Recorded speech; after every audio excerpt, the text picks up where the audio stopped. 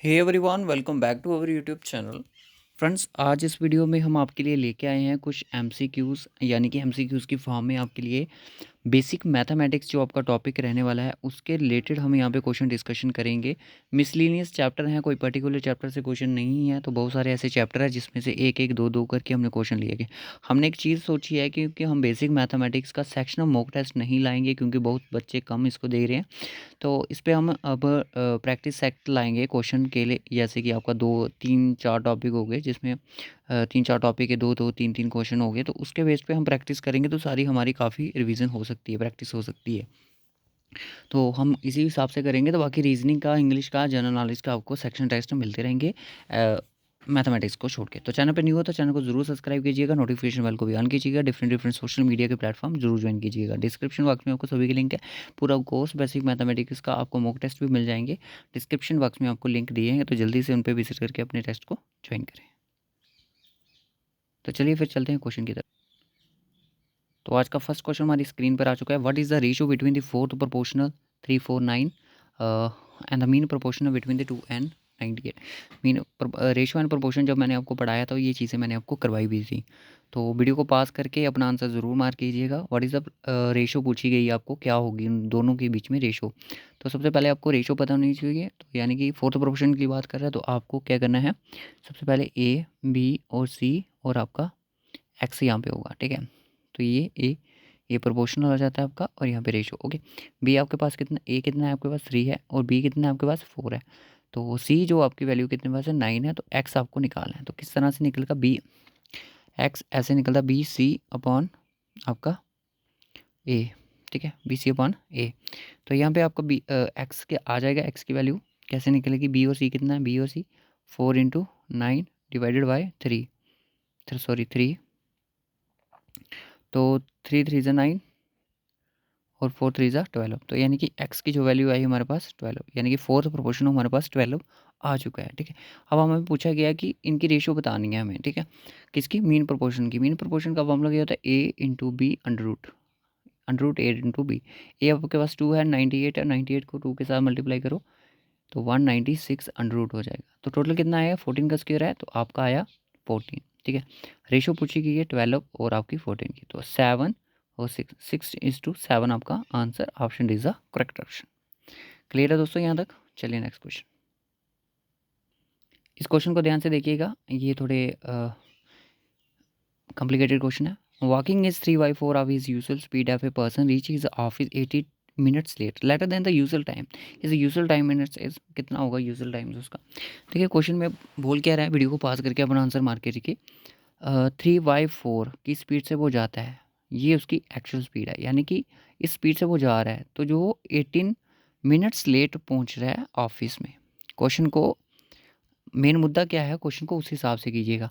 अगर ये 4/4 यानी कि इस स्पीड से जाता है, पूरी 100% की स्पीड से जाता है, तो वो लेट नहीं होगा, वो यूजुअल टाइम में पहुंच जाएगा, वो अपने टाइम पे पहुंचेगा। पर वो यहाँ पे आप देखिए 3/4 की अगर मैं बात करूँ तो 75%, 100 में से वो 75% की स्पीड से जा रहा है। जाना उसको 100% चाहिए था, बट वो 75% की स्पीड से जा रहा है, ठीक है। समझ आई मेरी बात। 3/4 की स्पीड से वो जा रहा है, वो क्या होता है कि वो लेट पहुंचता है 18 मिनट्स लेट। यानी कि कहने का मतलब कि आप बताइए कि उसका पूरा टाइम जो, अब वो एक अच्छी स्पीड से जाए तो उसका कितना टाइम पे वो पहुंचेगा। दोस्तों अगर यहाँ पे बोल रहा है कि एक लेट हो रहा है तो एक कम यहाँ पे हो रहा है, तो इस स्पीड से जा रहा है तो उसको इस स्पीड से जाना चाहिए तभी वो टाइम पे पहुंचेगा। तो एक यानी कि कम है तो वो कितने मिनट लेट हो रहा है, 18। अगर यहाँ पे 2/14 होता तो ये गाइस अपना हो जाता, ये तो 1/2 ही होता, बट ये हो जाता अपना 36, ठीक है। 36 मिनट लेट होता। अगर ये आपका बिल्कुल भी, अगर मैं बात करूँ तो 2/3 तो 1/4 होता, तो ये बिल्कुल आपका कितना जाता, बिल्कुल लेट हो जाता। ये कितना लेट होता, 54, ठीक है, 54 मिनट्स लेट हो जाता। अगर ये 4/4 पे जाता है तो आप देख सकते हो कि 18 फोर्जा करो तो आपका आ जाएगा 72, तो 72 मिनट्स में ये अपने ऑफिस पहुंच सकता है। उसके बाद नेक्स्ट क्वेश्चन चलिए। डायगोनल्स ऑफ रोम्बस, रोम्बस किस तरह से होता है, ये रोम्बस की शेप होती है आपको पता ही है, और इसके जो डायगोनल्स होते हैं वो आपके 90 डिग्री पे मीट करते हैं। बोलता है कि 4 सेंटीमीटर, एक डायगोनल उसका 4 सेंटीमीटर है, एक डायगोनल उसका 12 सेंटीमीटर है, ठीक है, वीडियो को पास करो, आंसर मार्क करो। एरिया पूछा है, एरिया क्या होता है? आप इसको मान सकते हो D1 है और ये जब का D2, डायगोनल 2 डायगोनल 1, तो 1/2 इंटू D1 इंटू D2, ये फार्मूला होता है इसका एरिया निकालने का। तो इसको पुट कीजिए इस फार्मूले में।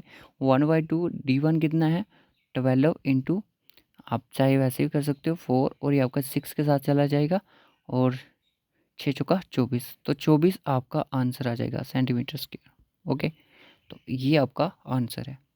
क्लियर है? होप सो यहाँ तक भी बच्चों को क्लियर होगा। इजी क्वेश्चन है, ज़्यादा कॉम्प्लिकेटेड नहीं है।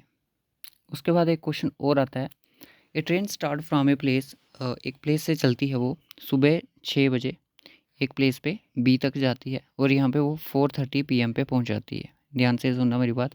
6 बजे सुबह निकलती है और शाम को 4:30 बजे वहाँ पे पहुँच जाती है। तो बोलता है कि इस स्पीड से जाती है, अगर 40 किलोमीटर की स्पीड से जा रही है तो आपसे डिस्टेंस पूछा है। डिस्टेंस स्पीड इंटू टाइम होता है आपका। टाइम कितना ले रही है उसके साथ उसकी मल्टीप्लाई कीजिएगा। स्पीड कितनी है 40 किलोमीटर पर आवर की है, और टाइम कितना लिया उसने 6 से लेकर अगर 3 तक रखो तो 9 घंटे, 9 और 10, और यानी कि 10.5 घंटे आपके लगेंगे। 10.5 घंटे आपके लगेंगे। ठीक है, तो 1 घंटे में इतनी चल रही है तो आधे घंटे में 20 की स्पीड होगी, तो ये तो मैं कर ही लूँगा। 400 आ गया 10 घंटे का, और आपका हो गया 20, तो यानी कि टोटल जो इसका डिस्टेंस है वो कितना 420 किलोमीटर। अब ये जो क्वेश्चन होंगे ये इसी तरह से सॉल्व किया करेंगे हम जल्दी जल्दी में। ठीक है, ट्रेपीजियम होता है आपका इस शेप का, कुछ इस तरह से होता है, इस तरह से ये लाइन्स आ गई, और बोलता है कि जो सामने सामने वाली लाइन्स हैं ये एक दूसरे के पैरेलल भी हैं, और इनकी लेंथ कितनी है, इसकी 6 सेंटीमीटर है और इसकी कितनी है 8 सेंटीमीटर है। बोलता है कि जो हाइट है ये आपकी 4 सेंटीमीटर है। तो बोलता है एरिया क्या होगा इसका। देखिए एरिया क्या होता है कि अगर मैं इसको ए मान लूँ, इसको मैं बी मान लूँ, ठीक है, एरिया होता है इसका 1/2 A+B इंटू एच। इस फॉर्मूले को पुट करो, आपका आंसर आ जाएगा 1/2, ए कितना है 8 और 6 14, इंटू एच कितना है 4 है, तो ये 7 के साथ कट जाएगा, तो 28 सेंटीमीटर स्क्वायर आपका आंसर यहाँ पे आ जाएगा। ठीक है, उसके बाद एक क्वेश्चन और आता है कि ratio between the Ram age, Ram है और रहीम है। राम और रहीम की एज रेशो आपको दी गई है 10:11, age of the Rahim in percentage of the Ram age. तो बतानी है इसकी age of Rahim in the percentage of Ram age के, इसके अकॉर्डिंग इसकी परसेंटेज आपने बतानी किससे ज़्यादा है। ओके, तो आप देख सकते हो इस क्वेश्चन को ध्यान से कि अगर मैं अज्यूम कर लूँ कि ये 100 था, ये 110 था, तभी तो इनकी रेशियो यहाँ पे पहुंची है। आप इसको 50 ले सकते हो, इसको 55 ले सकते हो, नो इशू। रिगार्डिंग आप ये चीज़ देख सकते हो कि इसकी एज के ऑर्डर, इसकी एज कितनी है राम रहीम की परसेंटेज के अकॉर्डिंग, तो वो इसकी 110 परसेंटेज के हिसाब से एज निकलती है। उसके बाद क्वेश्चन आता है आपका एलसीएम का।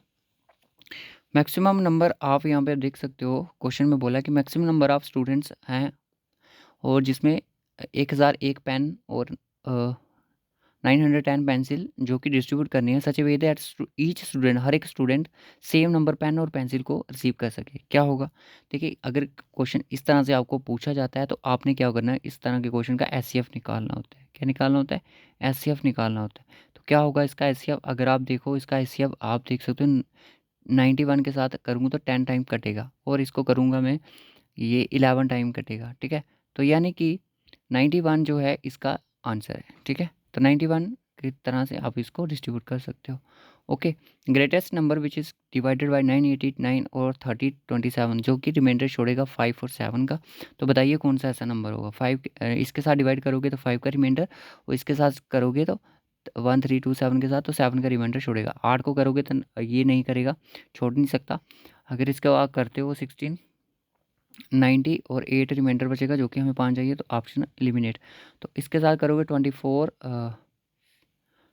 989 को करो 24 के साथ, हो सकता है हो जाए, तो ये 4 से 96 हो जाएगा, और ये आपका 29 और 24 फाइव था, तो आपका 5 रिमाइंडर बच सकता है। ओके, इसके बाद देखो 327 को मैं डिवाइड करूँ आपका 24 के साथ, तो ये आपका हो सकता है आपका